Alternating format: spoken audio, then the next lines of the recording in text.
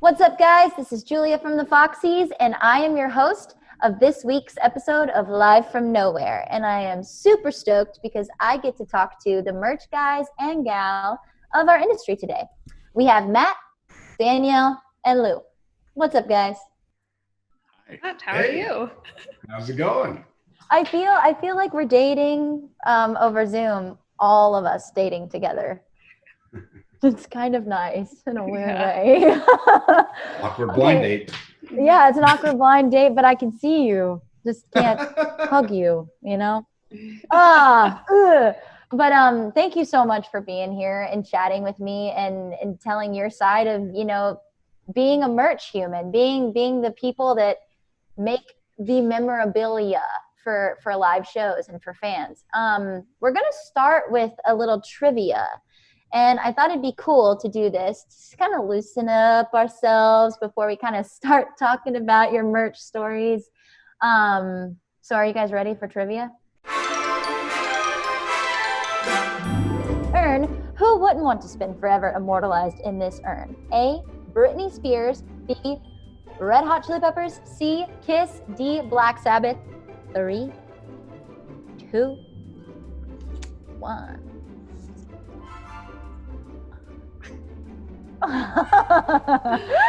Guys, I give you props for trying. I don't know. The answer is Kiss. Oh. But you were so close. It's okay. You tried. I didn't know that. I had to Google urn. All right. Individual bricks from a childhood home. A, Youngblood. B, Eminem. C, Kanye West. D, Nas. 3, 2, 1. I think I see the winner. Matt! Oh, yeah. You get a fake gold coin. Yeah, right on. All right, question number 3. Toothbrush or and toothpaste? A, the Jonas Brothers. B, One Direction. C, Backstreet Boys. D, New Kids on the Block. This obviously has their face all over it in stores, but just not right now. 3, 2, 1. I know the winner. It is Danielle. Correction. Good job. You get a gold coin. All right. Lou, you gotta win this one. Oh, Bright pink thong. A, Insane Clown Posse. B, Korn. C, Marilyn Manson. D, Slipknot. 3, 2, 1. Oh man, guys, Oh. good try. Slipknot. Oh. I Hey, guessed all of the above. right? I want one of those. Jeez. Okay, so after that was such a great job, guys. I wish I could give you all the fake gold coins. And mentally I am right now. But right now we're gonna do like a little interview because lots of just like concert goers and just people watching don't understand what really goes through, you know, putting a merch, the merch line together, what it is to be the merch person, you know? And like, I'm an artist, so I know it from that perspective, but I want to hear it from yours. So I want you guys to each just give me like a little memorable moment, the most crazy moment you ever had selling merch for whoever. I just want to know the craziest story you got. I am trying to remember the backstory of how we even got there, so give me a second. Yeah, no worries. I remember how we got there. Houston, Texas, Berry Center. Biggest merch market for my artist. I was Toby Mac at the time, and the credit card machines went down because we lost service. Nope. And oh no, that's not it. The credit card machines did go down that day, but we got them back. What it was his card declined, and he thought it was my fault that his card was declined. And so I was like, call your bank, blah, blah, blah, all the things. And then he started like screaming at me about how like I'm forcing him to miss the show, and I'm like, you can come back, call, like Bank said it takes 10 minutes, like it's not my fault, our machines are based in Nashville, you're in Houston, it's probably, do you have high security? And he was like, yeah, do you know who I am? I'm a CEO, all this stuff. And he just was like not taking me seriously, and he was like, who's in charge? And I was like, I'm in charge. And mind you, I had 8 assistants on this tour, so I got pulled into the situation. He was like, no, you're not, who's in charge? And I was like, I am in charge. He was like, who owns the company? And the owner was literally in the other room, and I was like, I am. Just to like prove a point.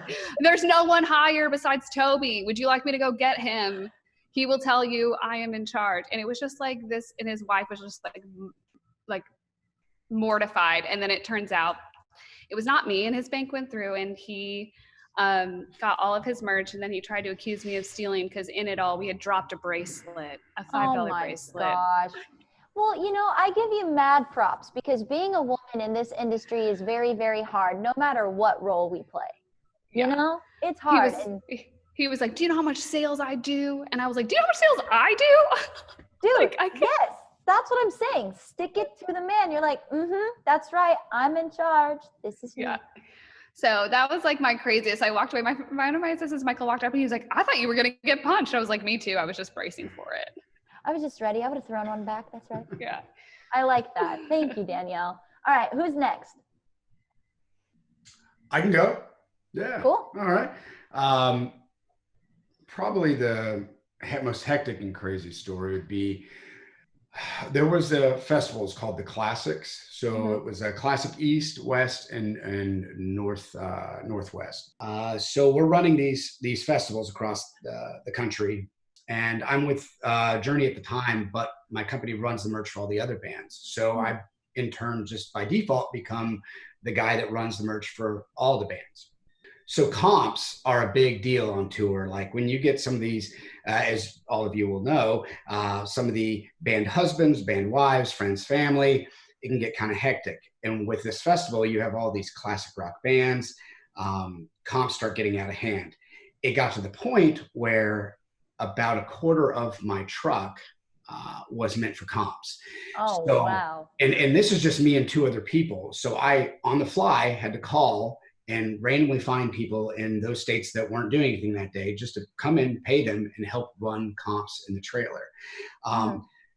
Essentially, when a band wife or band husband is waiting for comps, it kind of gets to the point where you get texts, you get radio messages, people come to your trailer, hey, where are they? This person doesn't like to wait. And it's all good and fun, but at the end of the day, when your time is spent doing more comps than doing your job checking stands, it gets pretty wild. It was the point where I ran out of a certain item because it got comped so much. So the fans didn't even have an opportunity to buy the item. And because of the comps. Because of the comps, yeah. So should have made more. Oops. That's really interesting, because from being on the artist side, we're just like, hey, here's the comps. Hey, this is this. But you never really stop to think what you guys have to go through. So that's very, very, that's amazing. Thank you for saying that, because that gives me a new perspective. Lou, what about you? Well, Matt's story was actually the perfect segue to my story. I worked this Kanye show a few months ago, like late last year, and it was like a secret show. So like we didn't even get the information of where the venue was until like hours before. So we show up and we're ready and waiting on this delivery. It's a ticketed event, but it's a free show. So basically it's like it's going to be a full house. So we're waiting. I think doors are at 7, and like we're calling the freight company. It's supposed to be there like at noon, which I still didn't think was a lot of time. And then it's like 1, 2, 3, 4, 5, 6 o'clock. And I'm just like, where, like, cause it's going to be a lot of merch, and we need we need the room, we need the time, and doors are at 7. This thing shows up at 6:45, and it's like it's like $250,000 worth of merch. Yep. So truck comes in like even before the driver gets out, we just open it up and we start bringing all the stuff inside, like all the boxes inside. It's like 150 boxes, and everybody's like on my ass. They're like, dude, like doors are gonna open. It's like, yeah, I know. That's why I've been here, but I'm just saying. So as we're bringing all this stuff in and just like putting the boxes on the floor, like right by the merch stand, all of Kanye's people just come in and just start grabbing shit. And I'm just like, what do you like? I'm just like, what are you doing? And I don't mean like, oh, that looks cute. It's like, oh, these look cute. This box looks cool. And then later I found out that where the merch was being held was somewhere where like anybody who wanted to grab comps prior to the show had access to it. So I mean, like we only had to hold back doors 10 minutes, which I was like really, really surprised. There was 2 stands, so it wasn't that bad. But yeah, like that was the nightmare because there's just, you know, like a line around the block like twice, just people waiting to get in. They've been there all day. That gives me anxiety. Yeah. It was fun. It was a good time, you know. You know, I feel like definitely like you guys have to be very, very, very professional in a fake smile for people. Like, do you catch yourselves doing kind of like, yeah, get the out of here, yeah. Have a nice day. Oh, hey, take it. Yes, I am. Yes. Sometimes I'm not nice. It's okay. I feel like, you know, when you have to see so many people constantly and your mind has to be so many places, but your body physically has to be right there, it's very, very difficult to keep a sweet composure. So I just want to say, like, for what you guys do, seriously, thank you. Because I try doing it at our shows and I'm like, nope.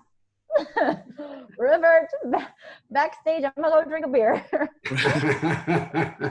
So you guys are definitely superheroes to me. That's for sure. That gives me my next question. So, like, due to coronavirus and COVID, post-COVID shows, do you think that's going to be like mainly cashless? Like, how do you see a merch table, a merch station without cash transactions and stuff?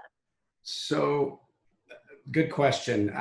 There actually is a lot going on behind the scenes right now, even though there's no shows. So at Venue, which I'm sure we've all used in some way or form, maybe. I mean, I have, but I hate it.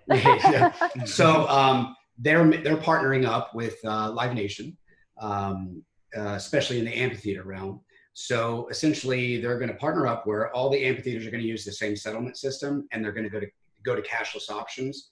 So to mitigate the lines, they're going to accept all sorts of forms of payment called mobile ordering payment. So you can pay for your merch before you actually get to the stand. And then they'll give you like a designated pickup time, so on and so forth. Or they'll even have cashless options like RFID technology implemented, other things like that. So there's no person-to-person contact transaction. So this is going to go amphitheater wide, which is kind of crazy.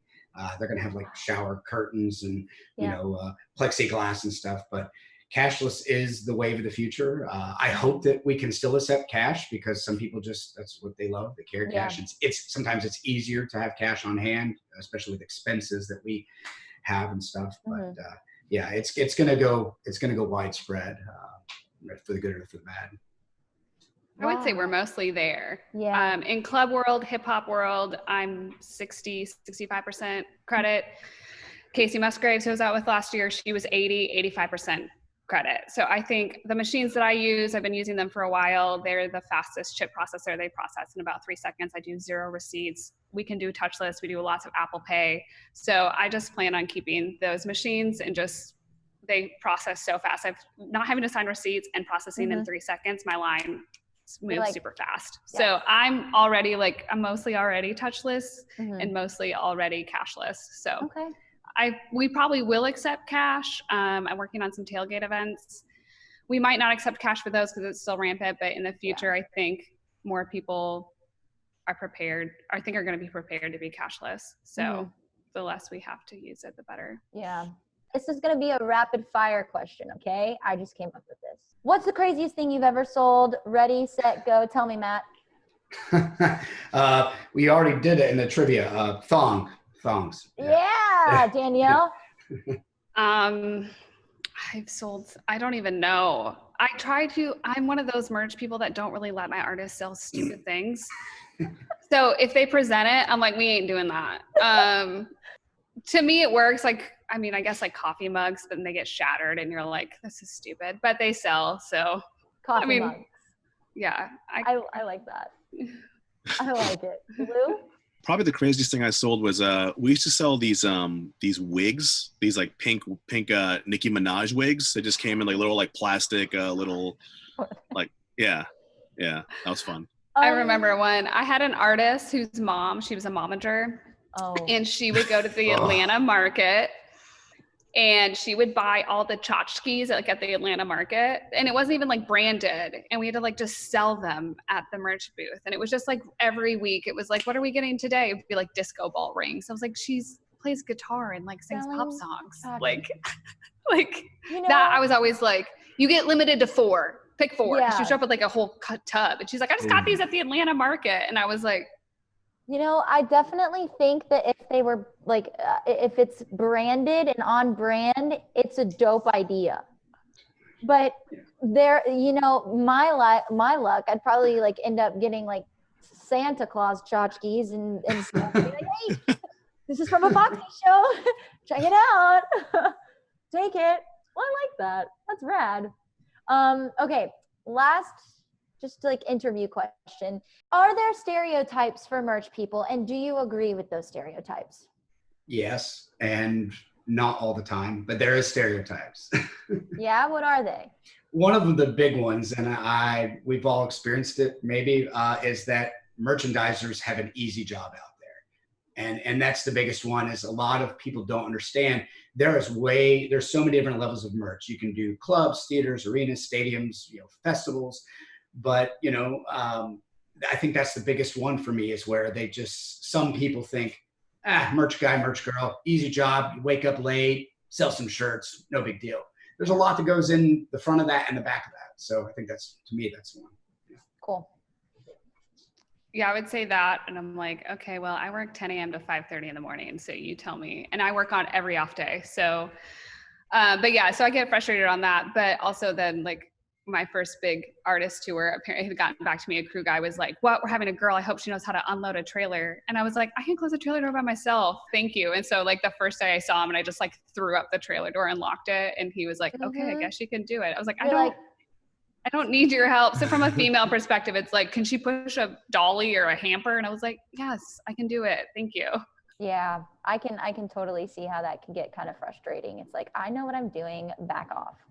Yeah, I had another like male artist. It was like, we don't like girls on tour. And then just like the guys weren't cutting it. So we sent a girl out, and now he only takes merch girls because he says they're more organized. Okay. What about you, Lou? Yeah, it's probably a combination of what everybody already said. There is this stereotype of, you know, just being lazy. It's an easy job, but it's like our hours are really long. It's like once the show starts, if you're a tech, you get a break. Like, all right, I'm gonna go dinner. I'm gonna go for a nap. If you're doing merch, it's like, oh, doors open. Now this is just part 3 of my day until everybody else is already done. And like, depending on like what level, I know for me, I've been fortunate to have a production manager who sends like stagehands and stuff to get my stuff and bring it to the truck. And then I've had other production managers who just like send them home. Doesn't matter. It's just like, you do it. It's your, so it's kind of like, you're like a team of one, depending on what level of stuff you're out there.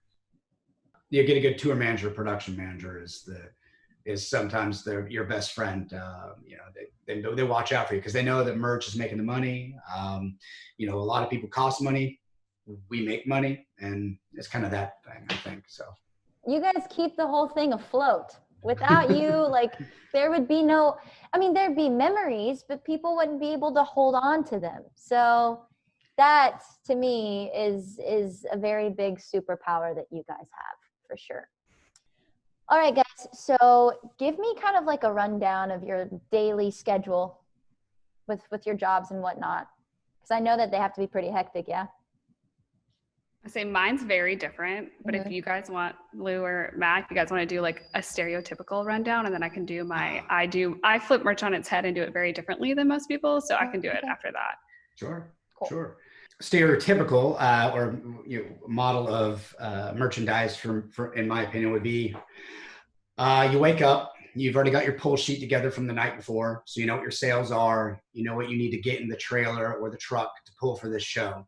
So you've already got a prearranged count-in time, which is, usually 11 or noon, sometimes earlier or later. You get into your merch space, you start pulling according to your sheet. You start boxing everything. You wait for the local crew to come in or the merch vendors to come in and pick it up. You count in the merch. You agree on numbers. So counting in is where you're essentially taking what your returns are from the show before, your current pool, or whatever's been shipped in. The venue and you are agreeing on what all the product is. So you're physically counting all the merchandise, sorting it. And once you're done with that, the count in, you agree on numbers. So there's going to be a time there where the venue and you may disagree or agree, but then you go back and check. So it's math essentially with t-shirts. So once you count in, you agree on everything. They start splitting for the stands. So they'll split all the product up, hopefully pretty evenly. So, it gives everybody enough product for each stand. Put up displays.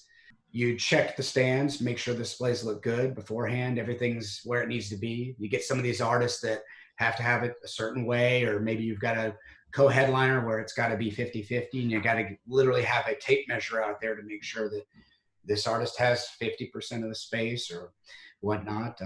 And then doors are a go. And when doors are a go, you're just kind of playing damage control and listening and waiting for what's going to happen, comps, making ads to the show. And then after that, once the show comes down, I like to watch what's called the blow off and see how sales are doing. How many fans are out there buying. Some towns and markets are pretty long, and you're like, okay, it's going to be a late night. Depending on sales, sometimes the local crew can come into play there where you're like, oh boy, it's going to be a 3 a.m. settlement. And oh my gosh. Yeah. So then you settle your show and you call it a day and get on to the next one. Get on the bus, go to the next one. Yeah. Long days. Yeah. I'm learning something new right now. I love it. Lou, what about you? Yeah, I guess I'll explain it on like a smaller level. So let's say you're doing clubs or theaters. Like I always load in whenever everybody else loads in. I don't sleep in it. So whenever the loading time is, that's when I'm there. I bring in my stuff. When all the trucks get emptied out, I'll go in. I'll do all my ads for the day. I'm pretty anal about displays because I know how I like them and I know how to put everything in the boxes. So whenever I have to hire extra people to sell with me, like I like them to come. Like I don't need help setting up ever, just because they'll just get in my way. I'd rather just do it all on my own. But like an hour before doors, I like bring them in. I go, all right, this is how I have it set up. This is what you need to do. Like this is how I like it done. Like I'm very anal about like having money faced, even though like, you don't need to do it anymore. Mm-hmm. I've just been yelled at by so many bank tellers in my life by not facing the money. I've just like I just do it at this point just to have it all organized. And I mean if it's slow when the headliner goes on, maybe I'll get something to eat. I usually don't really I'm at the merch stand almost the entire day. And then I just can't because I'm responsible for it. So I can't leave. Yeah. So even if I have enough vendors and it's like, I can still help because it'll help us at the end of the night too. So. Gotcha. Yeah. That's interesting. Danielle? I was gonna say, I'm probably in a middle ground. So what Matt's talking about is what was called a hall vend, where when an artist shows up, a lot of times it's these bigger shows, arenas, stadiums, some amphitheaters, where like the venue takes basically possession of the merchandise and owns it, controls it. So if they lose anything, that's why you count on, count out, count in and count out. So if the money doesn't match, it's on the venue to basically, they have to eat that cost because they kind of assume control of it and their staff. Where Lou is talking about more what's called like an artist vend, like club world, theater world, where you would come in and you still resume control of it. And then you pay, like there's like local sellers that know what they're doing. And then you just pay them a day rate to come and help sell and then count out for you at the end of the night. And so it's mostly like on the artists and all of, to kind of like if money's off. Like transactions are so fast, like we're not scanning or anything. It's like adding quickly in your head and like hoping you make correct change. So that's just some, I guess like tutorial on the differences of merch. Mm-hmm. I come from the Christian world, which has always done merchandise a little bit different. I'm now more in hip hop country, but they've always to save money. So when you do that, like hall vends, you typically pay 25 to 30%. When it's an artist sell, you're paying 15 to 20%. directly to the venue. So that's why artist merchandise is so expensive. It's because off the top, you're already losing at least 20%. So we kind of, artists, you can go in and kind of flip them. So even I've done arena shows where instead of having it as a hall vend, I flip them to an artist vend and bring in my own staff. So, so basically my day, I load in like Lou with my team, or when everyone else is loading out, because I'm on a truck.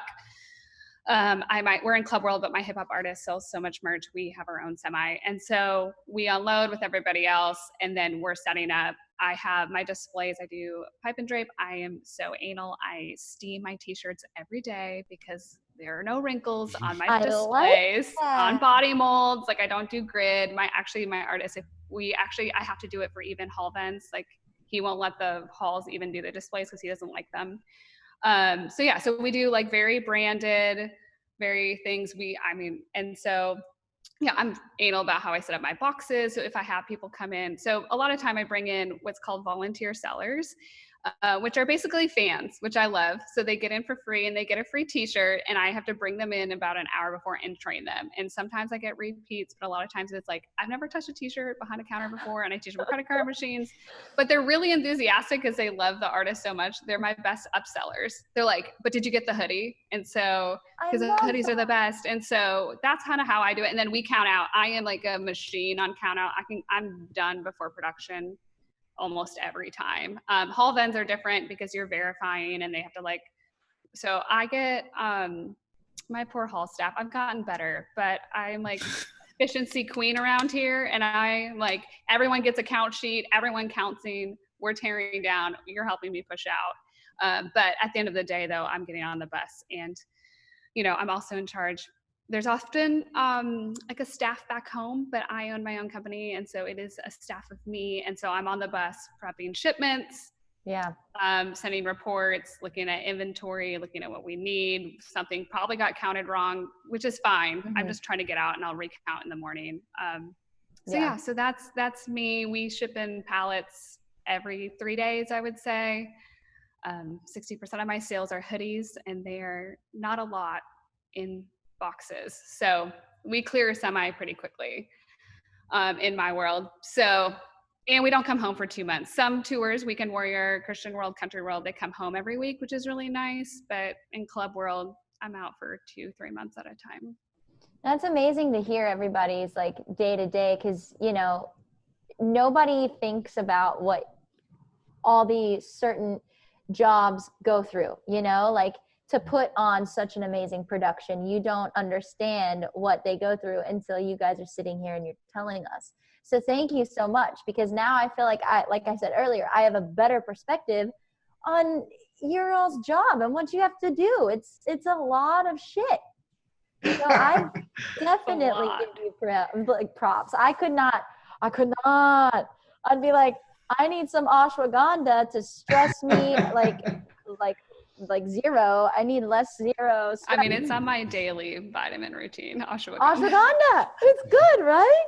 You gotta take it. Apple cider vinegar, I do not have time to be sick. No, I feel that. And I give you guys mad props, because me in that situation, I'd be, I'd probably throw up, but just for a second. All right, so this is our final little segment. We're gonna do one last trivia, okay, guys? It's gonna be Name That Price, Vintage Band Tees. This first one, AC/DC Vintage Tee. We got A, $76, B, $315, or C, $183. 3, 2, 1. No. C, 183, but you guys are very close, kind of. C. Oh, you did? You did? Sorry, I was thinking A. I had a dyslexic moment. Good job, Danielle. All right, this next one is TLC Vintage Tee. A, $1,213.23. B, $811.37. Or C, $517.22. 3, 2, 1. Oh, yeah. Damn, guys! You all got that right. Gold coins. Gold coins. All right. Question number 3. Run DMC vintage tee. We got A, $849, B, $723, or C, $129. 3, 2, 1. Good job to my friend Lou. Yeah. Sweet Lou. Gold coins for you. All right. Question number 4. The Eagles vintage tank top. A, $29.99, B, $235, or C, $74.88. 3, 2, 1. Nah. You guys were close. It's fine. See? I would have guessed B too, though, to be honest. All right, final question. The Beatles vintage sweatshirt. A, $250, B, $599.89, C, $399.99. 3, 2, 1. Oh shit! Danielle for the win again. Double gold coins. Double gold coins. So speaking of merch, today you can pre-order Live from Nowhere's new merch, and you can do that on livefromnowhere.org. And we're going to show you a nice little sneak peek of the merch that you could be wearing, like ASAP. Check it. Ain't that sexy? I dig it. I want one.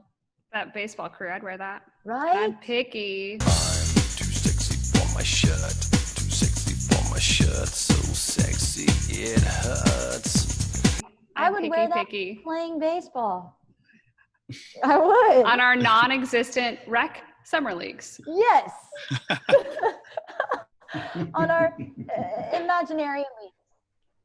Guys, seriously, thank you so much for joining in and spending time out of your quarantine to talk about your roles as the most amazing merch guys and gals. Like, seriously, like I said, I now have a new perspective on what you guys do, and it's absolutely amazing. You guys are wonderful people, and it means the world that you guys do what you do. You give them memorabilia for nostalgia. So thank you. Thank you. Thank you. Hell yeah. And Yeah. guys, thank you guys so much for tuning in. Go check out the merch at livefromnowhere.org. Give our socials a peep. Spread the word. Instagram, Twitter, YouTube. And sharing our socials, sharing our merch allows the people who can donate to donate. And it helps our entertainment professionals who were affected by COVID-19. So, like I said, peep those socials. Get that merch at livefromnowhere.org, and we'll see you next week.